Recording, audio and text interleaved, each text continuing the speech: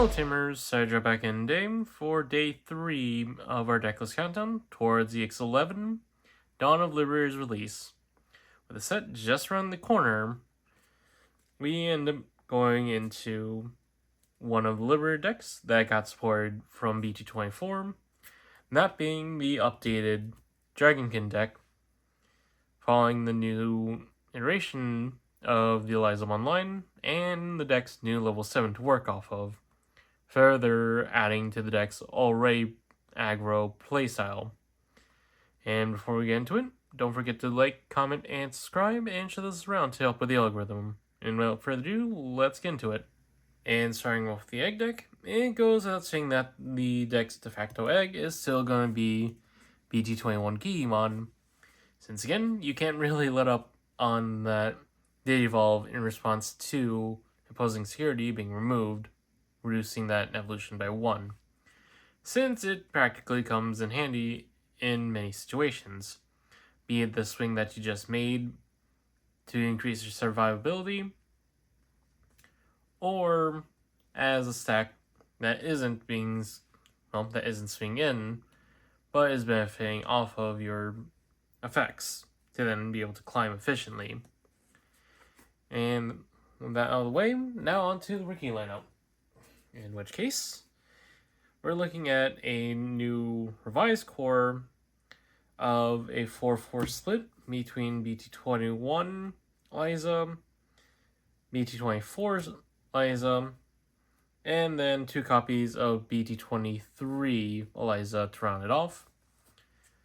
With this definitely playing better in terms of your memory efficiency, since again, you have a more overwhelming ratio of memory gain inherits in response to seeing opposing security being removed, with BT21 being the searching for the deck, and BT24 being extra consistency by pitching away a Dragonkin for a draw 2.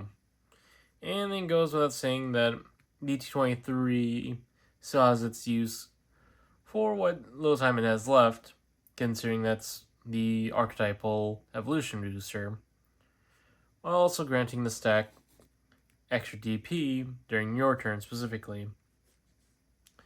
Alternatively, you could choose to add in the old Fogi himself, BT21 Agu, for the on-play ability to recur pieces sitting in trash, though it seems a little bit redundant, give or take how you build the deck. And that's it for rookie lineup. Now on to level 4, in which case we're looking at a 4-3 core of Dimensionmons of BT21 Dimension and the new BT24. BT21 being able to tame out your Owens onto board, while BT24 Dimension here is a blocker body with the extra ability to protect any of your Dragonkins by returning itself back to the deck to then prevent from leaving, with both granting memory gain inherits in response to opposing security being removed.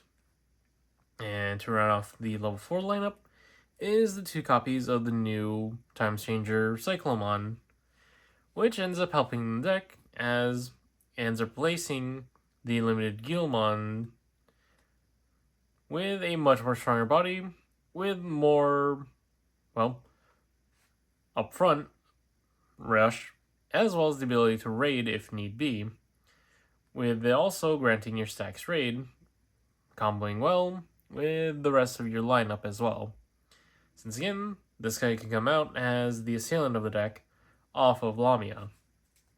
As her tech picks, goes without saying that you can choose to make the argument for promo Demetro being a security Digimon that allows you to play out your Liberator, any cost 4 less Liberator from hand to trash, as well as being an early form progress, as well as keeping with that gain 1 memory inherit. And that's it for level 4s. Now on to level 5s, In which case, the core ends up being a 4-3 split for me of BT24 Lamia and BT21 Lamia. Since both have their place in this deck in terms of, well, names for climbing your lines if need be. With BT24 being the more, well, being the de facto Lamia now, for the time being, since you're able to warp up into Lamia off of Liza as long as Owen's on the board by taking a Demetro and Trash, and digivolving it for Liza into it for 3 after putting a Demetro under it, as usual with the other warping Liberator low 5s. With, as I've already previously touched up on, this new Lamia effectively takes on BT21 Cyberjaw's effect to effectively hand rip one card of the opponent's security, to have them place it in their security, and then burning away the top security, thus allowing you to trigger off your effects, with this actually having a lot more, well, more flexibility in certain areas as a when evolving and when attacking effect, instead of Cyberjaw's specifically on play and when evolving effect. While BT21 Lamia still has its uses as as the next highest on the rung with the progress, as well as being able to make use of the raid inherent from Cyclomon, since now it could finally trigger off its effect off of its own raiding instead of needing to see anything externally, to then trigger off and burn away one security, with both granting the inherent of in all turns during whenever it sees the opposing Digimon, opposing security stack be removed, you're able to spawn out a 5000 DP or less reptile Dragonkin from hand without paying the cost, thus allowing you to go wider for board with that new Cyclomon or other pieces in hand to combo off. Though again, if you want to go full hand rip, you could choose to add in BT21 Styracomon for that effect for more hand ripping. Or alternatively, since I've seen other people bring it up, and it's always been in the Dragonkin Schoolbox, that being the BT21 Arstromon Spirit mode, with it being a raid piercing body, with the on-digivolving effect to grant, to attack without suspending, with the altern's ability to buff itself for each of its Digivolution cards, thus allowing you some more freeway and aggro if you go this route. And that's it for level 5s. Now on to the level 6 lineup, in which case it's a full playset of the new BT24 Elizamon, replacing the older BT21, as you have more, upfront petrification tokens immediately. In addition, you have this Elizamon being a raid, progress, and piercing body, thus allowing you to make use of the combination raid and piercing while also being protected by progress. Since, for Medusa's when digivolving effect, she allows you to delete one opposing Digimon with the lowest DP. Then, by returning 2 cards that are in the opposing opponent's trash, you're able to spawn 2 petrification tokens immediately onto their side of the board. As well, you're able to then gain plus 2000 DP for each opposing Digimon on the opponent's side until the end of their turn, thus bumping yourself up depending on what happens. Though do keep in mind that you are required to have, the opponent has to have 2 cards in trash in order for you to get the petrification tokens and the buff, considering warding. Though then again, that's definitely the limiter, considering that With this effect, you could bypass on deletes, well, specifically the inherent on deletes on the card that was sent to the trash. With this definitely being the go-to, since you set up 2 tokens that will burn away security upon being deleted. Though alternatively, you can argue throw in good old BT21 Medusa for more aggro plays, since she'll be swinging in with an extra check in mind, with the ability to indefinitely spawn out tokens, barring that she isn't, well, answered. And that's it for level 6s. Now for the level 7 of the deck. With that being the spotlight of Styracomon. Excuse me. Who pretty much ends up being a quite little literal freight train of a beast, since you also have progress on him with piercing, blocker, and armor purge. That last part definitely coming in handy to keep a body on board, if on top of his own effects. Since on Digivolve, you're then able to immediately burn away 1 opposing security. Then for all turns, once returned, whenever it sees opposing security being, well, removed, you're then able to delete 1 of their Digimon on board. In addition, it also grants a protection effect, since all turns, whenever Styracomon sees any of your Dragonkin trade Digimon, Reptile, or Dragonkin Digimon when leave the battle area, you're able to pop one of the opponent's lowest DP Digimon to then prevent that Digimon from leaving, thus pretty much putting your opponent on the back foot for trying to mess with your own board. On top of the inherent stickiness of Styracom's armor purge, with this again being your main ability to push game, or at least punch face, pretty deeply. Though alternatively, you can choose to add in the good old Omni X antibody into the deck in however way you see fit, being able to, at the very least, clear away 1 body, and then allowing you to, well, grant rush and suspend and attack without suspending, thus allowing some form of, well, game closing in some form, albeit a bit more straightforward, well, less straightforward compared to just ramming the opponent in face with Styracomon's whole host of effects for the deck strategy. And that's it for the Digimon lineup. Now on to Tamers, in which case we're looking at a 3-3 split of BT21 Owen and BT24 Owen. With BT21 being the passive memory gain for the deck, on top of its own memory gain through deleting the opponent's security, well, removing opponent's security, and allowing you an end of turn attack with an extra buff and piercing on that body. Whereas the new BT24 Owen is the one that would spin himself back to the bottom of the deck to bring out another Owen from hand, with the pretty useful ability to spin himself down whenever it sees one of your Digimon with the Reptile or Dragonkin being played, or Digivolved in,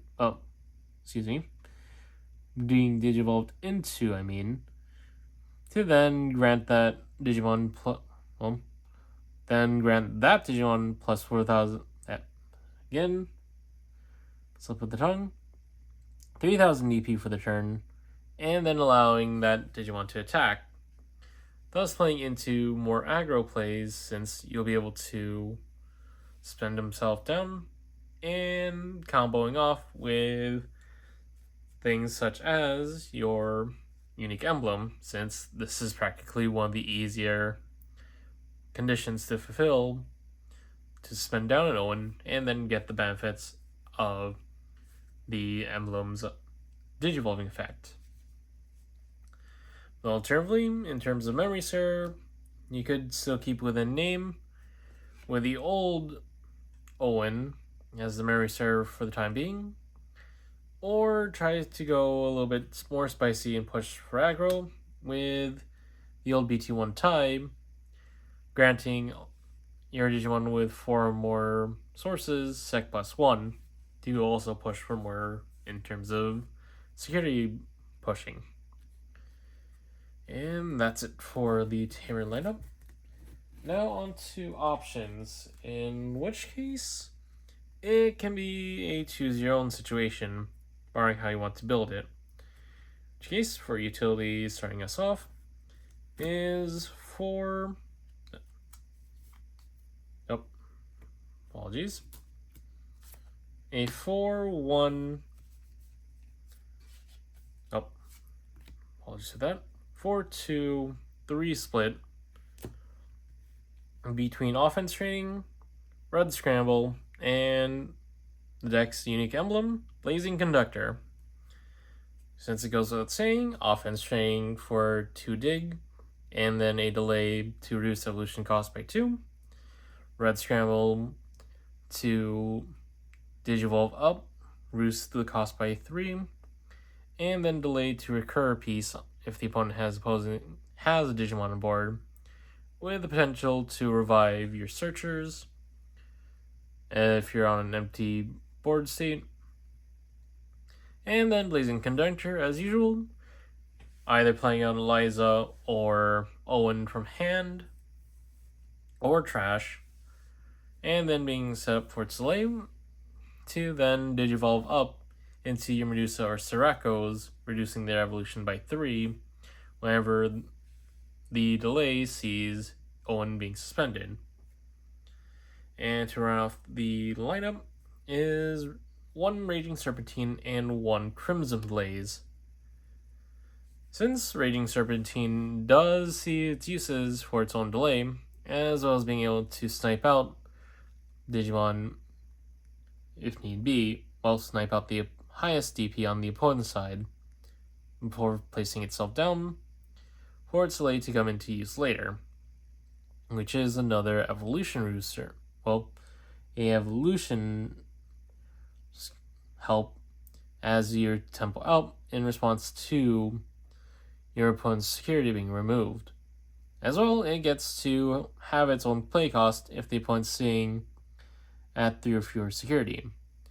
While Crimson Blaze here is definitely a case of Metacall and a little bit of Flex Spot, depending.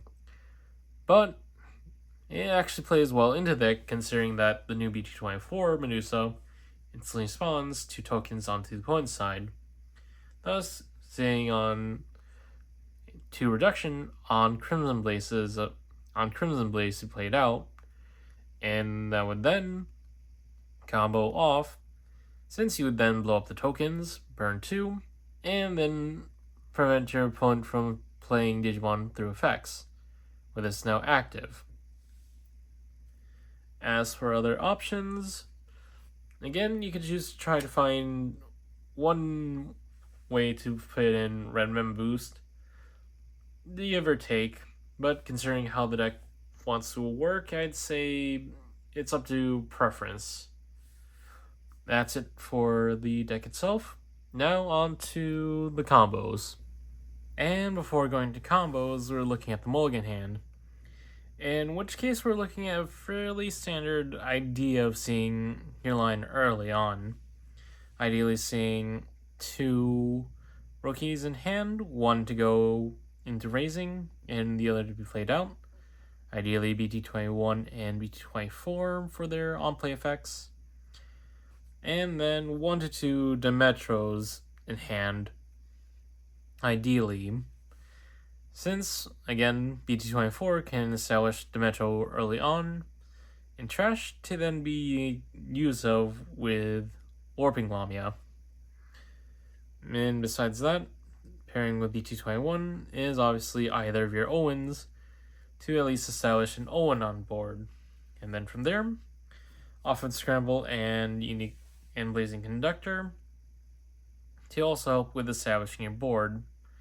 Once again, offensive training for Dig, and Blazing Conductor to establish a Eliza or Owen on board, if need be. And then having either Lamias at the ready to start comboing off, since from there it's just trying to see your top end falling from that vantage point. And then as a catch-all note, I end up doing a Freudian slip for this Dimensionmon about its protection effect, where it, instead of bouncing itself back to deck, it bounces itself back to hand instead, thus making it readily available to be reused off of effects such as Lamia's. And with that, now on to the combos. And starting for combos, we're pretty much looking at a situation in which the deck speeds up quite literally by turn 2. Since on your first turn, you'd want to establish either your Memory Gain Inherit Eliza's in the back, and then if you're going first, pretty much passing 3 with Blazing Conductor being established on board, to, depending on the situation, establishing an Owen on board, or either on play Eliza's on board to get their effects and be able to work from there. Since going into turn 2, ideally wanting to see yourself being put to memory through means with a body on board, you promote the Eliza out and then work accordingly, since you then get to establish Metro on board off on top of that new Eliza to then establish either Owens if need be. And then from there, it pretty much goes a number of ways in how to push the opponent, well, to start putting the pressure on the opponent. Since from this board state,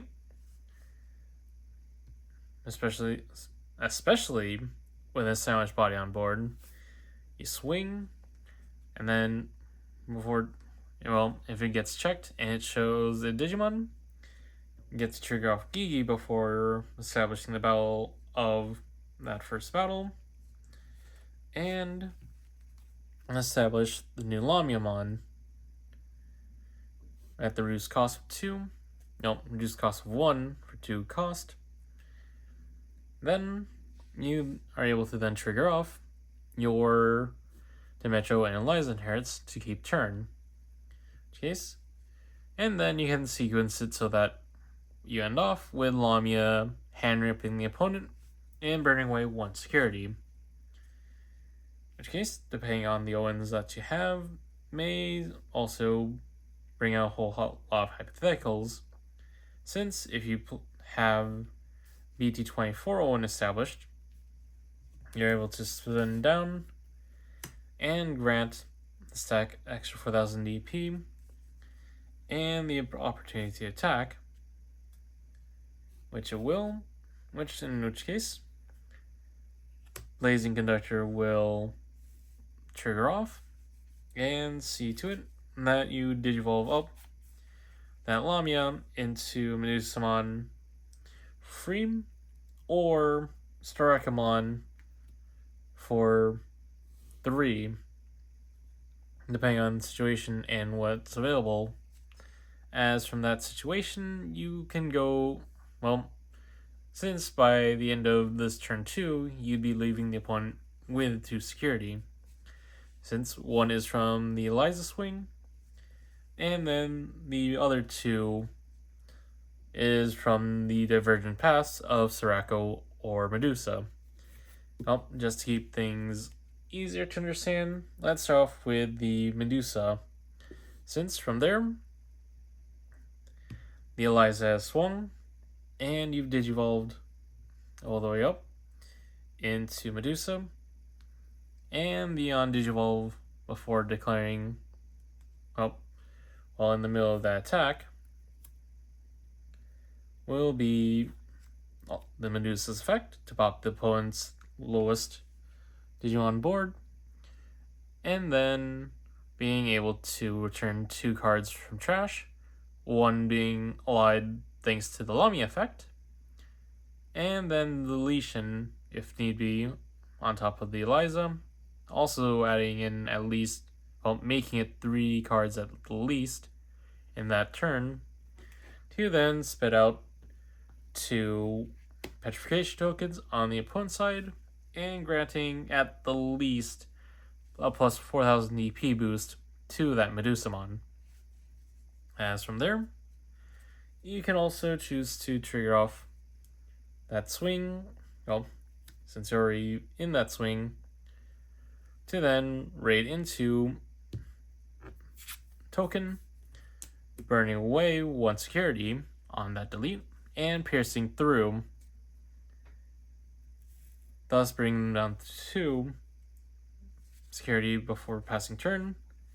And due to Lamia's inherent, since it would saw affect removing card from security, you're able to then spawn out any body from hand, ideally BT24, Dimetro, or Cyclone, depending on how you want to see it. With Dimetro definitely being good to establish as another protection on board, while Cyclone here being another rush body, being a rush body to make use of, to also push for game. Since from this situation, you also can then, since you still have turn, can either choose to push with Styracomon to pass turn on, to then make use of other effects. Since again, from Styracomon, you're able to then delete 1 more security off the opponent, bringing him down to 1, and then pop another Digimon on board.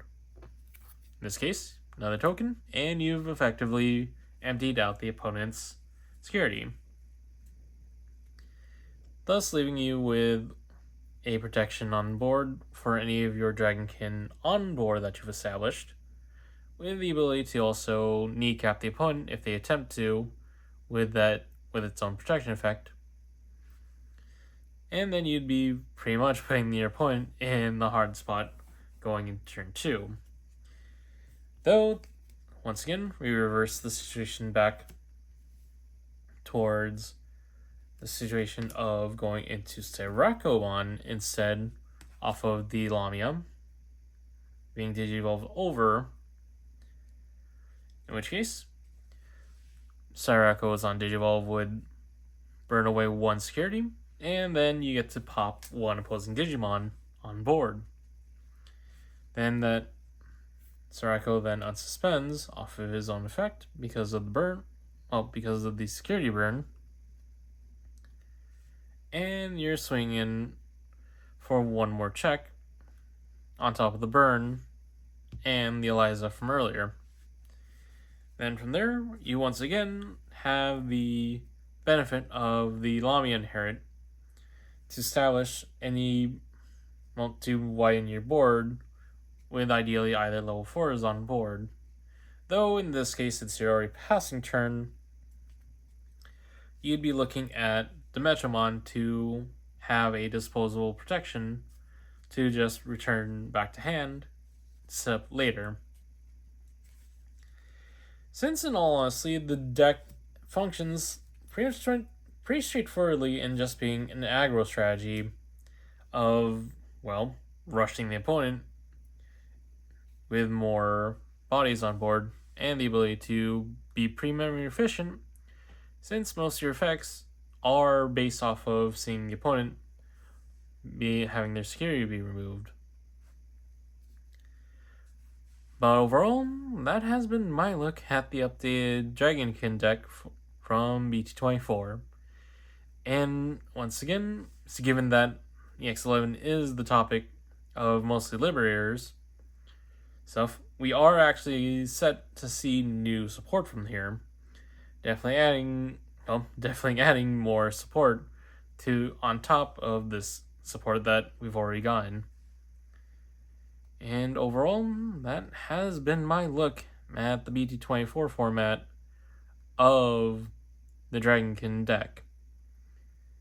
And to close out, don't forget to like, comment, and subscribe to share this round to keep up with what I'm doing as we enter in the last day of our Decklist countdown tour of EX11's release. As we end up handing off for EX11 with the spotlight for the set. And with that, this is Cyberdraw signing off.